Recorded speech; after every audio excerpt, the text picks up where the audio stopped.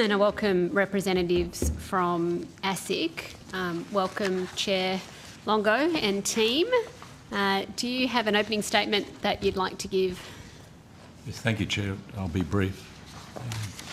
Good morning, everyone. I'm pleased to appear before the committee for the first time in 2025. I'm joined today by Deputy Chair Sarah Court and fellow Commissioners Kate O'Rourke, Alan Kirkland and Simone Constant, as well as CEO Greg Yanko, Executive Director Enforcement and Compliance Chris Savundra, and Executive Director Enterprise Services Peter Dunlop. I have three topics I want to focus on. The first one is some new executive appointments at Asic. As you will be aware, Asic has appointed a new Chief Executive Officer, Scott Gregson, who will take over from our retiring interim CEO, Greg Yanko, on the 17th of March. I'd also like to take this opportunity to thank Mr Yanko for his exemplary service and his contribution to helping make Asic a modern, confident and ambitious regulator. This week we have also appointed Amy Nicol as Asic's new General Counsel.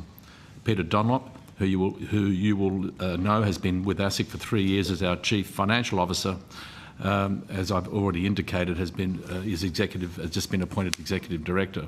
As this is our first estimates hearing for 2025, I thought it would be timely to provide a brief update on key aspects of Asic's work program.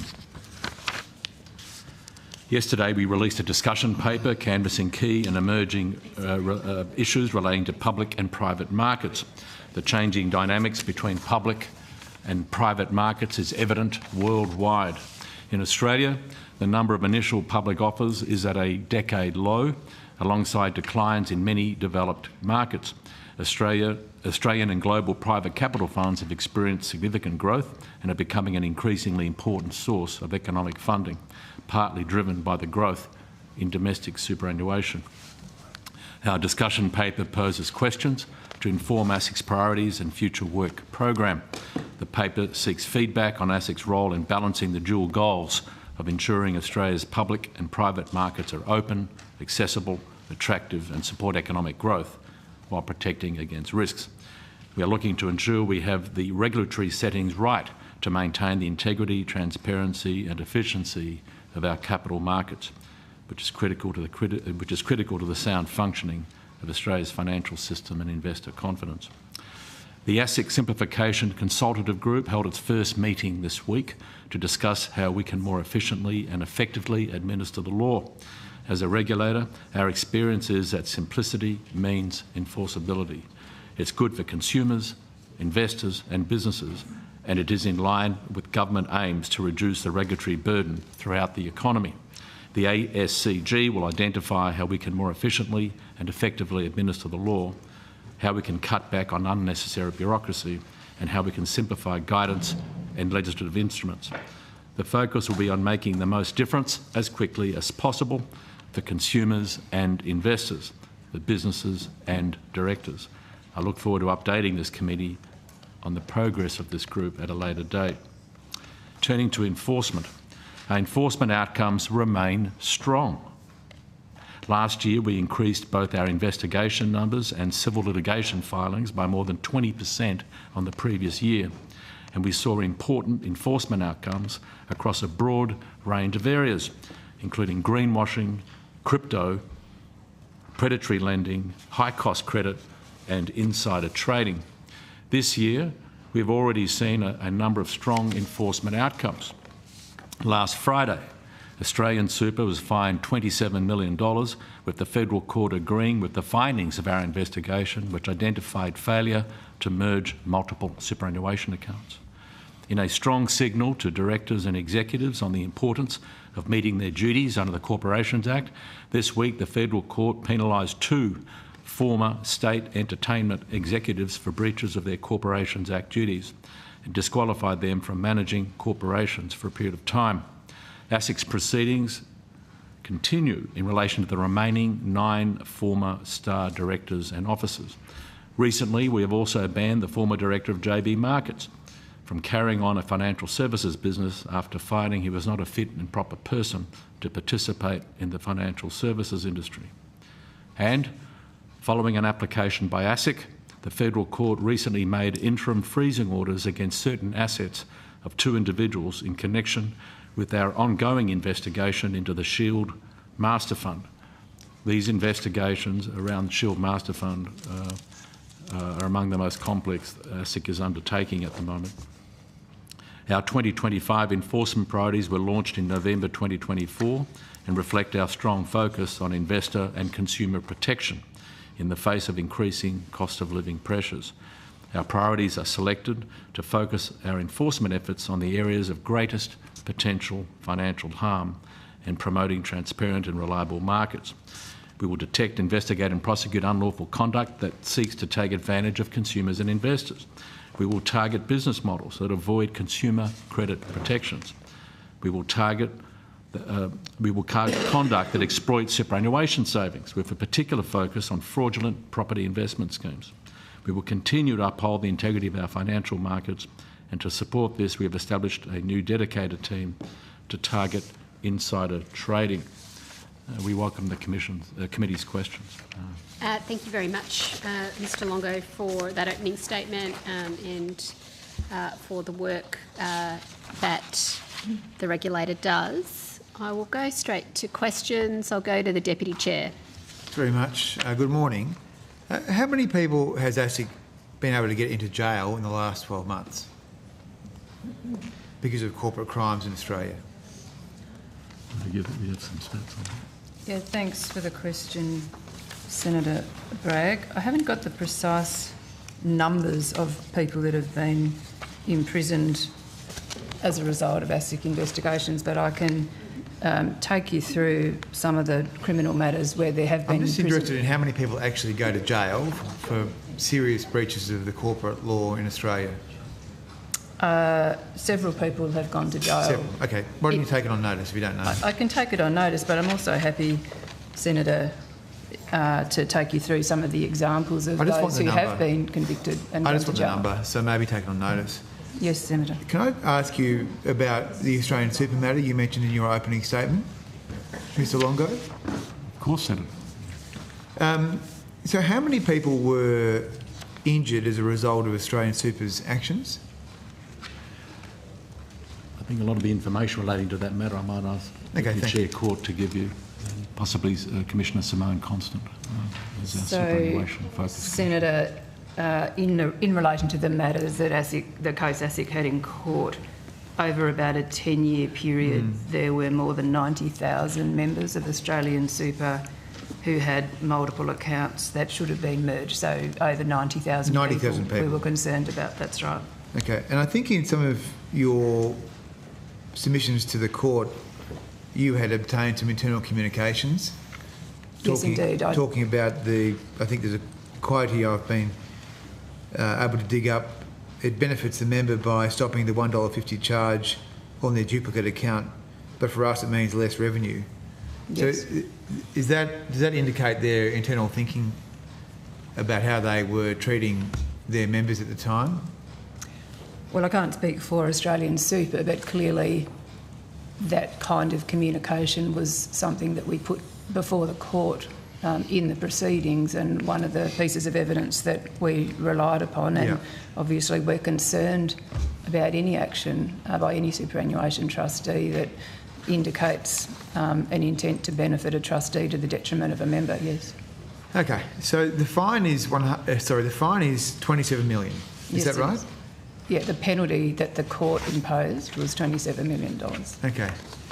And is it right for me to say that you being ASIC, submitted to the federal court, quote, the imposition of the pecuniary penalty in the amount of $27 million is not expected to cause a material detriment to members of the fund.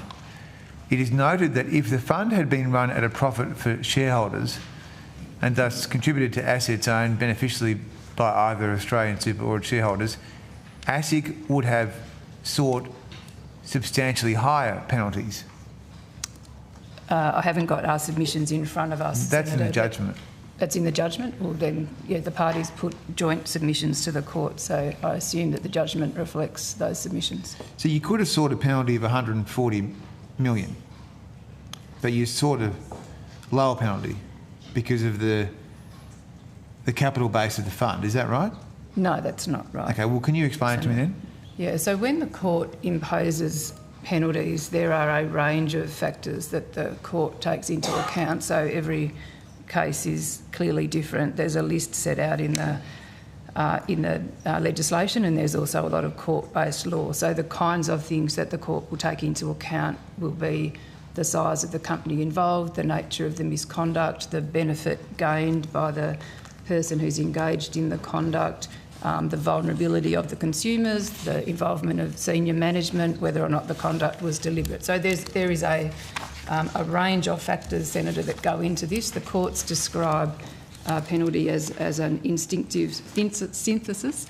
I must say, in my view, it's an art, not a science, but the benefit to a trustee and the impact on a member is but one of many factors that go into determining penalty. Okay, so but why did you say that if the fund had been run at a profit for shareholders, ASIC would have sought substantially higher penalties?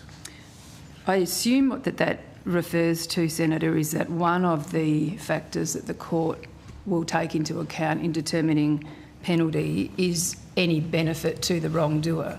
So if the fund does not retain the benefit and it is returned to members, for example, well, then it's a different scenario than if a fund or any other company for that matter retains the financial benefit of the wrongdoing and keeps it for its own asset base or gives it to shareholders. So that would be the difference. Is that your position? Well, of ASIC? You would treat the funds in a different way? No, it's not our position that we will treat funds differently. So why is that in your submission then?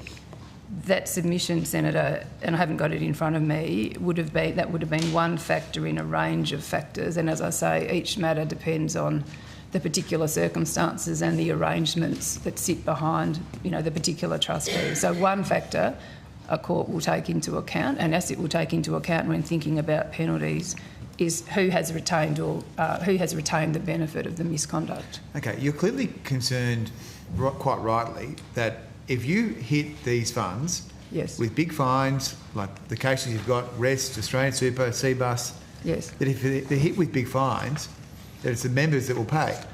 So is that what you're concerned about? Because that's what it looks like to me. Well, we're concerned about a lot of things in the superannuation sector, Senator, as we've talked about on many occasions, and we have an extremely active both enforcement and surveillance program of work, as you're aware of. I understand that. We have many cases in court at the moment. All I wanted to take slight exception to, Senator, was your description of sort of ASIC-imposed fines. Just to be clear, these are court-imposed penalties by sitting, an independent judge looking at the facts and imposes the penalties. ASIC makes submissions as to what those penalties should be, and one of the things that we take into account is a benefit to the trustee. Sorry, and just going back to your question about members, and I think this was the subject of some discussion last night. It was, yeah. How the trustee pays for its any regulatory penalties, whether they be as a result of ASIC action or any other regulator, is an issue for the trustee, but there is a law, as I understand it, that says that those penalties cannot be paid directly from member funds. Indirectly, which clearly funds have to be paid, and there may be an indirect impact on members as a result of risk reserves being raised. I understand you have to work with the laws as they are, and my submission would be, I don't need you to comment on this, is that the law has been distorted through the amendments to the trust deeds, and so the reality is that when these big fines come through, the members pay, not the shareholders. Clearly that's been taken into account in this judgment, and my question really to you is, are you going to be consistent with how you deal with this regulatory arbitrage? Because clearly if it was a fund that had shareholders putting capital into the fund, then it seems to me, by reading your submission to the court, that you would have imposed the maximum fine of $140 million. I mean, you're talking about 90,000 people here who've been wronged, and now the members will pay the fine, but the fine would have been bigger if the shareholders had put some money in. Isn't that right? No. Well, I'm not sure if I was supposed to respond to that. There's a lot in that question that I would dispute and be unable I'll give you the to- question again. Okay. Are you going to be consistent with how you deal with this regulatory arbitrage? ASIC will be consistent with how it deals with its approach to submissions to the court on misconduct by superannuation trustees and any other entity. We are consistent on that. We have a very clear framework. The courts have set out over many decades the factors that are taken into account to send deterrent signals to the market, which is the purpose of civil penalties, and we absolutely take a consistent approach to that, Senator. Consistent across all funds? Consistent across all entities, whether they be superannuation funds or any other entity in the market that we regulate. Okay, so the comment in your submission to the court that notes the status of the fund, how would that apply in a fund that was not owned by unions and employer groups? Yeah, I really can't answer that without the submissions and the more detail about the situations, and it's a hypothetical situation. We've had many matters against. We've had many matters. I'll table the materials and we can come back and talk to it. Like, I don't want you to feel as if you're talking to your submission without knowing what it says, so we can table that and then we can come back to that later. I think the procedure is you need to provide it to us to do that. I think there are two elements to that proposition, Senator Bragg. One is, of course, the officer is not operating with the benefit of the material that you're referring to, and that can be resolved by providing it and giving her and her team an opportunity to review it. The second element that I think is more difficult is you are asking her to engage in any case in a hypothetical. That's harder to overcome unless you have a particular case in mind. It's inevitably the case that superannuation funds that are not for profit. Some of these issues are different to superannuation funds, whom the profits are returned to investors, of course, many of whom are in your support base. Understand that, but there are issues that are going to be very hard for ASIC to respond to unless you've got something actually specific to refer to. Thank you. So the committee is seeking to find and table the document, and in the meantime, we'll go to Senator O'Neill. Senator O'Neill. Thank you very much. We've just had the Reserve Bank here. Welcome. Nice to see you again. Thank you. We've just had the Reserve Bank here, and the Deputy Governor indicated that he'd been on the debt helpline and listening to people. There's a huge range of literacies in terms of financial products across the country that I know that you're very aware of. So can I just start my line of questioning reflecting on your comments about your insider trading team? Can I ask you to explain clearly so that ordinary Australians who don't trade understand what insider trading actually is? Well, insider trading is when anyone in possession of material information affecting the price or value of those securities trades with that knowledge before that information becomes public. And that's been a long-standing principle in our markets, and in fact markets generally it's just sort of unfair that people have selective access to information of that nature, because if you've got material inside information, obviously you've got a leg up, you've got an opportunity to trade with information no one else has. So it's a practice of unfair trading on the Australian Stock Exchange, which some people may never have interacted with at all, but that's the trading bit. The inside bit, the inside bit is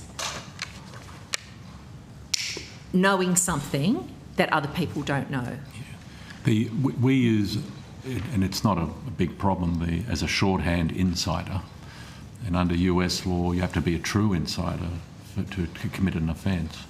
In Australia, it's anyone in possession of that kind of information that you're prohibited from trading. So you don't have to be a true insider, it can be anybody. Anybody who gets information, that should be held confidentially. And then there's a complex law around how you establish whether they've got possession and whether it's material or not, which is why running insider trading cases, in my experience, are very, very difficult to get across the line to a criminal standard. And just because it's difficult doesn't mean that you resign from the task. In fact, you've mentioned it a couple of times in your opening It is statement. difficult, but it's important to remind everyone that our resources are limited, and so we don't lightly embark on a fully resourced investigation every time a potential insider trading matter might be brought to our attention. The vast majority of those matters will not be resourced for investigation because we can make an early assessment that an investigation will not lead to admissible evidence being found that would justify a referral to the Commonwealth Director of Public Prosecutions. And in your experience, you've taken cases about insider trading through to the courts. Have any of the people who've undertaken insider trading admitted immediately that occurred? Or did they usually say, no, it wasn't me, I was just smart when I did my trades? That's a really good question. As a generalisation, most people who do the wrong thing find it hard to accept they've done the wrong thing until they reach the steps of the courthouse. But occasionally, even in the insider trading arena and even in the criminal arena, we do get the occasional plea of guilty. But that's a very fact-sensitive situation, Senator. Sometimes people will fess up or want to concede they've done the wrong thing early in the process, and there's a whole practice and protocol, whether it's a civil or criminal matter, as to how the regulator or the DPP will deal with those circumstances. It's very fact sensitive. So how does ASIC become aware of cases of insider trading? Well, we have constant monitoring of the markets on a daily basis. So we have a state-of-the-art surveillance system that's been in operation for some years. It's called Artemis. I think we've given evidence to the committee before about how it works, but it's real time. So depending on it varies from day to day, but I'm told that 100 or 200 queries might come to our attention because insider trading is often related to continuous disclosure issues. So there might be something happening in the market, and we're worried that either someone's trading in a way that's a bit odd, or there are circumstances brought to our attention where we might say, well, hang on a second, shouldn't you be disclosing what's going on here? So in summary, you use market data yes, and real-time market data. AI tools to discern patterns? I'm not sure I'd call it AI tools, but they're AI-like. Okay. I might add, I hope I'm not anticipating something that you're about to ask us, that the technology I'm referring to and the practice of our approach is relatively recent in the last few years. So you wouldn't have had those observation skills when the GFC occurred, for example? No. Okay. And indeed, at that time, the regulatory oversight arrangements were different. So it was easier for people to get away with doing the wrong thing and being an insider trading, using exclusive knowledge to get a leg up and trade than it is now. What I was saying was that there was a time when the ASX itself had frontline supervision for the sort of trading we're talking about. That moved to ASIC later. Now, I can't comment on, or maybe I can, but the other proposition that you're making. That was then. This is now. Yeah. So now, the way to understand it, with respect, is now we're the frontline markets regulator. We've had that role for some years. We have very good technology. I have a lot of confidence in the team. It's very hard to get a criminal brief up for insider trading, but we do a lot of work in that space. If you're talking about frontline supervision, say more than 10 years ago, or even 15 years ago, the regulatory arrangements for that were different. And they were led at that time by the ASX. And what would then happen is the ASX, if it found or heard something that it was unhappy with and felt it needed regulatory attention, they would then refer that to ASIC. So there's a threshold there that you talk about, I think, that's embedded in your answers about when you would undertake an investigation. Is public interest a consideration in determining when to conduct an ASIC investigation? The Chair, I'm happy to answer that question. We take into account a wide range of factors. In more recent times, we have limited resources, and so what we've done is we've been very public about our enforcement priorities, about the areas where we think particular attention needs to be given. In recent times, we have dedicated resources to an insider trading team for reasons I can come back to. So the public interest is a very broad concept. It's not very useful really in deciding what matters to take on. Generally speaking, we will be driven by what our enforcement priorities are, what's going to be have the most impact on conduct in the market. We are not resourced and we're not required by the legislation to take action on every matter that's brought to our attention. We are not a complaints handling authority.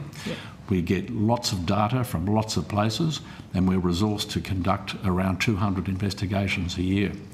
And a lot of those matters are then may end up in a civil or criminal court. So thanks, Mr. I can unpack that with maybe some assistance from my Deputy Chair, Sarah Court, who chairs the Enforcement Committee. But in broad outline, that's how it works. I certainly don't want to speak over you, Mr. Longo, and I That's appreciate the detail that you want to give me. Sure. But I know that I'm going to get the call from the Chair very soon to wind up. Okay. So public interest is one component that you might consider in determining whether to conduct a review, along with other factors. But when things are in the public eye, that is something that comes to your attention. Is that a fair shorthand? The public interest is a concept of wide import. Yep. But we have so many matters that we could deal with. So we break it down to a range of factors. One of them, for example, is can we find the evidence, the age of the matter? How are we going to, is it likely if we put a lot of resources into this matter, we're actually going to get a result? Because there's no point investigating something for 18 months and saying, oh, it's nice, we can't do anything. So can I ask if ASIC itself recommends criminal prosecutions through investigations, or is that a determination by law enforcement? When we look at a matter at the very beginning, we have an open mind as to whether it will end up as an administrative result, a civil result or a criminal result. It's of the very nature of an investigation most of the time. One, that you don't know whether you're going to find the evidence you need to do anything at all. And secondly, once you find evidence that it's admissible and you have an option to do something, we then very carefully consider what our options are, and we routinely are weighing up civil criminal results, outcomes, and making judgments and discretions and decisions about whether to refer something to the DPP because we think it's so serious and we think the evidence is there and we want the DPP to look at it. So there's a lot of discretion and judgment. This is not simple work. It's very complex work. Is there a statute of limitations for an offence that becomes known? Some offences have statutes of limitations. Could you take on notice? Some offences do. The less serious ones have statutes of limitations. I think, as a general matter, serious offences don't have statutes of limitations. So we talked about the insider dimension of this. Yes. And often there's a sense of an insider as a person who belongs inside an institution, but an insider could be somebody outside an institution who has possession of information, and that makes them an insider. Is that correct? Well, it makes them someone, the legislation, the word insider is not used in the Corporations Act. It's knowledge of or information. It's a handy shorthand. I think everyone sort of gets what we're talking about. Yeah. But the law prohibits trading if you're in possession of material, price-sensitive information that affects the price or value of securities that's not readily available or readily observable. There's a whole jurisprudence and the legislation around it. And I really do stress these cases are very hard to run. A lot of people, I think, who don't know much about this would think that the market's all just about, businesses and information that flows around businesses. And, they might think BHP inside information there, or they might think banks. But can I clarify, government agencies can be the source of very sensitive market information too. Isn't that the case? I would generalise that to say there are many institutions in our society, corporations, the Commonwealth. There are lots of entities, private and public, that have information that is sensitive, which is why we have confidentiality obligations. A lot of us are very familiar with that. right across government, Across our community. Across the community, but in government, across every possible portfolio, there would be insider information that potentially could impact the market, so we would call it market sensitive. But Treasury surely would be the peak place where information that would be market sensitive would be moving around. Is that a fair Well, that's a statement? matter for Treasury. I think we all have access to information that's sensitive from time to time. All I would say, I'm happy to continue answering these questions in a hypothetical way, but I really want to stress that each situation is extremely fact sensitive. And when it comes to insider trading, what we're talking, certainly the classical stuff involving, say, an entity on the Australian Stock Exchange, you really have to establish you have to establish in detail what the information is that you say the person had that was sensitive, and that they had possession of it at the time they traded. And as we know from history, that person might have had an independent reason for trading, and if that reason is rational and coherent, the charges won't even be laid in the first place. We heard yesterday, on the strength of information from this report, the Committee of Privileges into matters arising from the economics legislation hearing, and 3 subsequent publications of documents related to the matter, that Mr Godwin Gretsch was actually, if I can put it in the Australian parlance, leaking like a sieve to the Liberal Party while he was constructing a $4 billion market intervention to hold up the banks during the GFC. That is now clearly a matter of fact. Who had access to that information at this point of time remains unknown, and there may be people who have that information that could put it out in the public. Yeah. But we've clarified a couple of things. An insider is a person who has information. Market trading is using that to your personal advantage because you have knowledge that the market doesn't have. We are clear that government agencies, particularly Treasury, and in this circumstance Mr Gretsch, with a $4 billion policy intervention, was providing information broadly to members of the Liberal Party. No, I don't think that's an accurate. So it is reasonable to say that both senior public servants and parliamentarians have access to market-sensitive data that could be used in a case of insider trading. It's not the finding of the Privileges Committee. Desperate stuff. I think the challenge here for I don't want to suggest you're doing anything but answering the questions properly, of course, but of course Mr Longo is in charge of an organisation that is responsible for conducting these prosecutions. So as you can see, he's been circumspect in terms of talking about what the thresholds are here. Of course, ASIC itself, officers of ASIC themselves and other agencies, Treasury, other parts of government are of course always hold information that is market sensitive.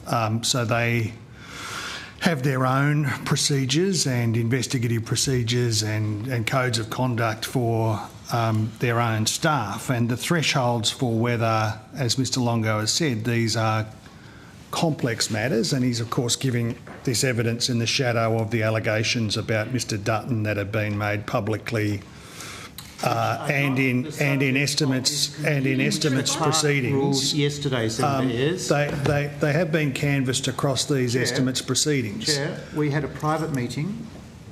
Again, and you want to spend another 40 minutes figuring out that you should let this line of questioning proceed. If you want to be part of the cover-up operation, Mr Smith, you should. Okay, order.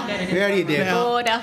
Now, Allow the tests, Minister to conclude. The tests are, of course, what are the tests that ASIC must engage in before it commences an investigation? Mr Longo has taken you to some of that. What are the tests that they determine before they send a matter to the Commonwealth prosecutor? That is a different matter. And of course they interfered with by the effluxion of time and the complexities of these kind of prosecutions. And of course, the tests properly for a conviction are higher still. The court will apply those, and that's a matter for the court. The problem, of course, for Mr Dutton is that while those tests may apply to him, this hearing is not about your political grubby machine. This hearing is about Senator estimates and us asking the officials questions. You are out of order. The committee will suspend. This is a joke.